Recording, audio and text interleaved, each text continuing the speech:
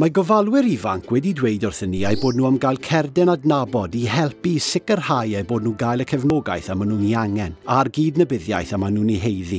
Trwy gael Cerdyn Adnabod, maen nhw'n teimlo bydd ganddyn nhw fwy o hyder i siarad am eu rôl ofalu a gweithwyr proffesiynol ym meysydd iechyd, gofal cymdeithasol ac addysg ac i ofyn am help pan fydden nhw ei angen.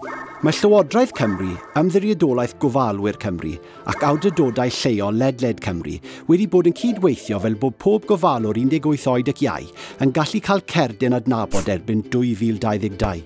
Bydd rai cynghoriau'n sicrhau eu bod nhw ar gael cyn hynny.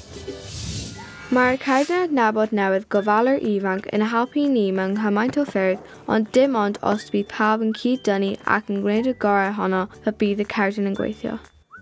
Os ydych chi'n athro yn fferyllydd neu weithwyr gofal iechyd proffesiynol sydd am gefnogi gofalwyr ifanc, cofiwch sylwi ar y logo gofalwyr ifanc a byddwn ymwybodol o sut gallwch chi helpu gofalwyr ifanc os ydyn nhw'n rhoi gwybodaeth i chi eu bod nhw'n ofalwyr.